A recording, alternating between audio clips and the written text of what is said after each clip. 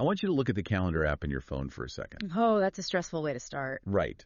But seriously, if you're anything like me, your entire life is just sliced into these rigid, colored rectangles. You've got like a blue block at 9 a.m. for a strategy meeting, and then a green block at 12:15 p.m. where you literally speed eat a salad. Yeah, and then you have that red block at 6:20 p.m. where you're just somehow supposed to magically transition into being relaxed. Exactly. It's exhausting. It's highly transactional. We treat time like it's just this empty shipping container, and our goal is basically just to pack it as tightly as possible with tasks. But what if I told you that a 16th century alchemist would look at your schedule, shake their head, and tell you it's exactly why you feel so perpetually burnt out? They'd probably be horrified by the calendar app, honestly. I really would. Because to them, time wasn't a grid. It was a living, breathing ecosystem. So, welcome to another deep dive. Today, our mission is to decode this genuinely fascinating source document you brought to us. Yeah, The Alchemist's Guide to Elemental Correspondences. It's a really incredible text. It really is. And for those of you listening, we're exploring how ancient spiritual traditions use physical objects like crystals, herbs, musical instruments as vibrational tools. Right, and we want to emphasize up front that this isn't just about memorizing like a mystical grocery list or party tricks. No, not at all. It's about understanding how these traditions map the human experience onto the massive swirling energies of the universe. Air, fire, water, earth, and spirit. Exactly. When you step back and look at the architecture of this text, you discover a brilliantly structured psychological map. It takes the sprawling chaos of just being a human and anchors it directly to the rhythms of the natural world. Okay, let's unpack this. Because the real aha moment in this document hit me right in the introduction. Oh, the time cycles? Yes. This isn't just a list of elements sitting in a vacuum.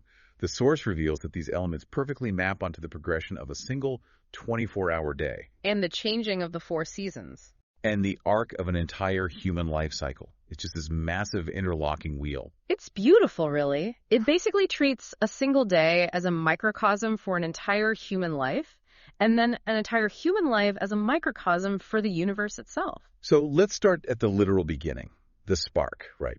The element of air. The dawn. Right. In this system, air corresponds to the time of dawn. It corresponds to the season of spring, and in the cycle of life, it represents infancy. The very start of everything. Exactly. And the source gives us some specific coordinates here. It aligns with the east, where the sun rises, and it carries what the text calls a masculine or projective yang energy. Let's pause on that terminology for a second, actually, because projective yang can sound like abstract jargon. Yeah, it sounds super academic. Right. But in this context, it simply means energy that pushes outward into the world. It's active. It's the impulse to speak, to act, to initiate. So it's about movement. Yeah, think of a seed just breaking through the soil. That upward, outward thrust is projective energy. That makes a lot of sense, especially when you look at what air actually governs in this text.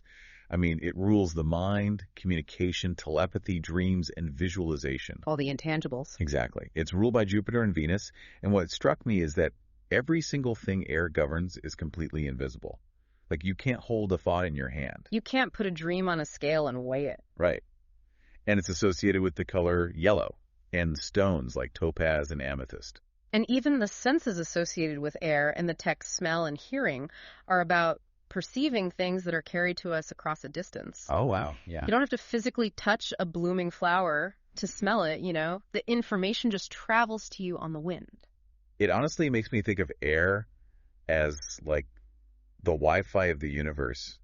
Wi-Fi. I like that. Yeah, because the signal is completely invisible, right? Yeah. It's just floating out there in the room with you right now. But it's the vital medium that carries all of our data, our ideas, our communications. Without the Wi-Fi, the devices can't connect to the network. Exactly. Our brains can't connect to the broader network. What's fascinating here is how the ritual actions described in the text perfectly match that ethereal Wi-Fi nature. Right. The rituals are so specific. If you want to interact with air, the source suggests actions like tossing objects into the wind over your shoulder or hanging objects high up in the branches of trees. So you're physically interacting with an invisible force to manifest an idea. Yeah, you're trying to put your physical intention into the router's signal path using your analogy. That is so cool. Yeah. The text also mentions playing wind instruments, like a flute, or burning incense. Right, because you're taking breath or smoke and using it to make the invisible currents of the air visible and audible. And the animal associations are brilliant for this. We have the eagle and the raven, which obviously rule the sky, but it also lists the spider. Yeah, the spider's an interesting one. Why a spider for air? I mean, they don't fly. Well, think about the architecture of a spider web.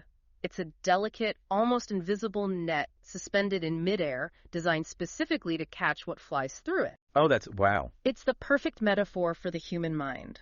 Our minds weave these intricate, invisible concepts to catch ideas or to catch, vibrations from our environment. That makes total sense. And the text notes air is guarded by the Archangel Raphael and corresponds in tarot to the suit of swords. Right. Swords represent the intellect, that cutting, analytical nature of thought that just slices through confusion. So, practically speaking, for you listening, if you are a writer staring at a blank page or a manager trying to brainstorm a new strategy, this text argues you shouldn't be sitting hunched over a heavy oak desk. No, you need movement. Right. You should be opening a window, feeling the breeze, playing music. You need to change your physical environment to engage the element of air. But, an idea alone doesn't build a house. True. The Wi-Fi signal needs a device to actually execute a program. Which brings us to the next stage of our elemental day. Noon. Yes. We move from dawn to noon, from spring to summer, from infancy to youth. We enter the blazing domain of fire. The heat of action. I mean, if air is the architect drawing the blueprint, fire is the construction crew working at a fever pitch with power tools. I love that. So fire represents energy, inspiration, passion, and leadership. It points to the south. And like air, it's a projective yang energy. But it's ruled by the heavy hitters, Mars and the sun. The sense here is sight. And the associations are super intense. Very intense. We're talking the color red, stones like ruby, and literal volcanic lava. And the herbs are things that physically make you sweat, like garlic, chili peppers, cinnamon, and coffee. Ah, coffee. The caffeine element of the alchemical world. It's raw fuel. It really is. It reminds me when I was 19 years old. Yeah. My entire existence was just fire. Oh, absolutely. I was drinking 4 coffees a day, eating terrible spicy food, starting 3 different creative projects at once, and sleeping maybe 4 hours a night. Complete chaotic outward projection. Exactly. And the animals listed reflect that aggressive active energy too. You got the dragon, the cat, the snake, the phoenix, and the praying mantis. All predators or symbols of transformation. Right. But here is where I actually have to push back on the source document, or at least ask you to translate it for me. Yeah. Because the text makes a really bold claim. Okay, what's that? It says, fire is the most physical and spiritual of the elements. Ah, yeah. How can it be both at the exact same time? That feels like a total paradox to me. Well, it does sound contradictory, but this paradox is actually the entire crux of alchemical philosophy. How so? Think about the mechanics of what a fire physically does. It is the only element that visibly, rapidly transforms matter. Okay, right. If you take a piece of wood, which is dense, tangible earth, and you apply fire, what happens? It burns up. It turns into heat and smoke. Exactly. The physical wood is destroyed, yes, but its energy isn't gone. It's released into the air as heat and light ascending into the spiritual realm. Oh, I see. Fire represents change. It represents magic itself, according to the text. It's the ultimate bridge between states of being because it is the active catalyst of transformation. It demands sacrifice to create illumination. Beautifully put, yes. So the ritual actions for fire, burning paper requests, heating stones, working with a cauldron, baking bread, these aren't just about creating warmth. No, they are literal acts of forced transformation. You are taking a raw ingredient and applying stress to force it to become something entirely new. And guarded by the Archangel Michael with the tarot suit of wands. Right, and youth is exactly like that. It's this chaotic, burning time where you are rapidly transforming from a child into an adult, just burning through experiences. It requires immense energy. But as we know from biology and physics, you can't sustain a roaring fire forever. Eventually it burns through its fuel. If you try to stay at noon forever, you just get a desert. Exactly. The blazing, youthful heat has to cool down. Which brings us to the third stage of our journey. The day progresses to twilight. The year moves into autumn. And human life enters maturity. The realm of water? Yes, water. Yeah. We leave the projecting yang energy behind, and we enter the receptive yin realm, the west. And this is a profoundly different psychological landscape. I mean, if yang is the shout, yin is the echo. Ooh, I like that. It's about drawing energy inward. Yeah. You know, listening, absorbing, and yielding. Right. So water represents emotions, the subconscious, purification, the soul, wisdom, and eternal movement. The deep stuff. Very deep. It's ruled by Saturn and Mercury. And the sense shifts to taste. The colors are deep blues, accompanied by stones like aquamarine, pearl, and fluorite. And the animals for this one are fascinating. Yeah, to use another tech analogy first, though. If fire is your computer's processor running incredibly hot, crunching, complex tasks at maximum speed. If water is the cooling system. Exactly. Or maybe it's the background operating system, like the emotional memory bank. It's silently absorbing, processing, and storing all those wild experiences that the fire generated. That's a great way to frame it. And if we connect this to the bigger picture of the text, I want to highlight those animals associated with water. Right. You've got the dolphin, the frog, the turtle, the swan, the crab. Notice a pattern there. Well, they all kind of cross boundaries, right? Like water and land. Exactly. Take the crab. A crab lives in the littoral zone, that boundary between the solid physical earth and the deep unknown ocean. It survives in both. Yes. That is exactly what our conscious minds do every day as we interact with the deep, unfathomable waters of our own subconscious. That is a beautiful way to look at it. I also noticed a fascinating detail about the instruments associated with water in the text. Oh, the resonant ones? Yeah. In air, we had wind instruments like the flute. But in water, the text specifies resonant instruments, harmonicas, cymbals, bells. Or flutes made specifically from natural reed or willow bark. Right. Why the focus on resonance instead of wind? Because that's the mechanics of how water actually moves. Think about it. If you drop a stone into a still pond, it doesn't just stay there. It creates concentric ripples that travel outward. Exactly. Emotions operate the exact same way. A feeling or a memory resonates through your subconscious, rippling outward and affecting everything it touches. So the rituals for water reflect this.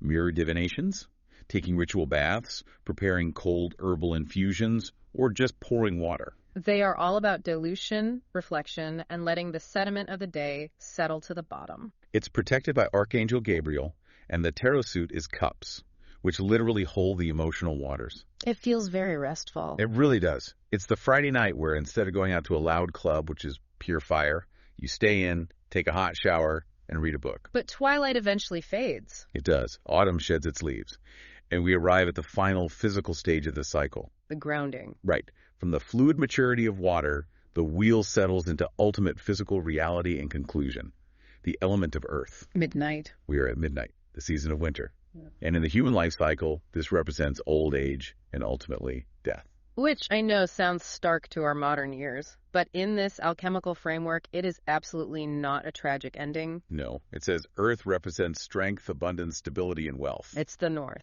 Yeah, it's a receptive yin energy ruled by the planet Earth itself and the moon. The colors are deep greens and browns, backed by heavy solid stones, onyx, jasper, salt, and rock crystal. And the animals are the grounded, heavy creatures of the world. Right, the cow, the bull, the bear, the wolf, the ant. And the plants aren't delicate flowers. They're patchouli, lichens, ivy, and grains. Things that grow deep in the dirt or cling stubbornly to the stone. It is the material world at its absolute densest. Completely physical. So what does this all mean? Like, looking at these ritual actions, gardening, burying objects in the soil, making images out of wood or stone, tying knots. It's a shift in approach. Yeah, I had a realization. This feels completely anti-intellectual. It's demanding that we shut off our buzzing, anxious air brains, stop trying to analyze our feelings with water, and literally just get our hands dirty. Am I reading that right? You are spot on, and this raises a vital point about how we self-soothe. Okay. The text notes the intense tactile nature of Earth. Its associated sense is touch. When you are overwhelmed by information overload in modern life, you cannot think your way out of it using air. Because that's just adding more air. Exactly. You have to ground yourself in the physical body. It's not about visualizing a solution. It's about holding a rock. It's about feeling the texture of a plant. Even the instruments are heavy and physical worlds. Drums and percussion.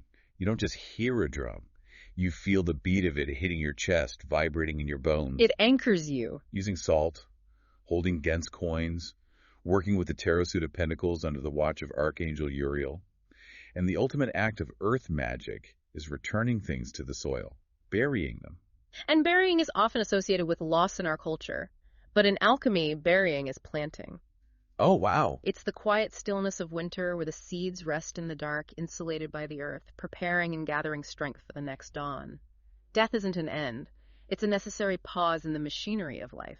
Okay, but if Earth represents winter, midnight, and death, if it's the conclusion of the physical cycle, what happens next? Yeah. I mean, if you just have four separate elements, a breeze, a spark, a puddle, and a pile of dirt, they don't automatically make a life. They're just fragments. Right, they need a blueprint to follow and a force to weave them together. And that is where the source reveals the fifth and final piece of the puzzle, spirit. Yeah. The immaterial force that holds the entire physical world together. Spirit is entirely unique in this system. Totally different. Unlike air, fire, water, and earth, spirit has no specific gender or polarity. Its alignment is universal, its direction is universal, its energy is universal. It represents joy, union, and connectedness. It provides the space and the balance for all the other elements to exist simultaneously. It's the container. Exactly. The color is white, which scientifically makes perfect sense because white light is the combination of all colors on the spectrum. Its animal is the dove. Its scent is higher receptions, and its time cycle, eternity, the entire wheel of the year spinning at once. It is the container for the universe. What I found so profoundly moving in the text are the physical symbols assigned to spirit. They're surprisingly simple. Yes, it doesn't list majestic mountains or roaring oceans or stars. The symbols for spirit are simply the cord and the rope. The rope. It's so wonderfully humble. Spirit is literally the thread tying the mind of air, the passion of fire, the emotion of water, and the body of earth together so they don't just fly apart into absolute chaos. It's the binding agent of reality. Without the cord, the four elements are just isolated phenomena. With it, they become a consciousness. So bringing this all together for you listening, when you look at this alchemical guide, it becomes clear that these lists of stones, animals, and planets form a highly organized psychological map. A very practical one, too. Right. It's a way of looking at the physical world and seeing your own internal state reflected back at you. It provides a framework to diagnose what kind of energy you might be lacking or overproducing in any given moment. Like a self-audit. Exactly. Do you need the swift, communicative breeze of air to clear the fog? Do you need the deeply reflective, cooling depths of water to process your grief? Or do you need the solid, unmoving boundary of earth to just stop and rest? Think about your own schedule. Are you spending too much of your life stuck in the fire of the midday hustle? Most of us are. Demanding endless productivity and transformation from yourself without ever allowing the water of twilight reflection? We try to force summer to last all year long, and then we wonder why our internal soil goes completely barren. We treat rest as a glitch in the system rather than the necessary midnight of the elemental clock. Such a good point. But before we wrap up, I want to leave you with one final thought to mull over. We've been talking about elemental imbalance on a personal, individual level. Right. But let's scale it up to a global level. Think about modern society, the endless industrial growth, the burning of fossil fuels, the massive data centers running 24/7, the sheer speed at which we consume information. It's intense. Humanity's technological progress is pure, unadulterated fire and air. So if we are collectively turning up the fire of our entire civilization, optimizing everything for speed and heat, what happens to the water of our collective empathy? Are we evaporating our capacity for reflection? Exactly. Are we risking a global, cultural, elemental burnout because we've engineered a society that refuses to experience winter? That is a heavy but necessary question. So the next time you open up that digital calendar on your phone and look at those rigid binary blocks of time, maybe take a breath, look out the window, and ask yourself, what time is it on the elemental clock? What season is your energy actually in? You might find that the natural world has exactly the tool you need to find your center again. Thanks for joining us on this deep dive. We'll catch you on the next one.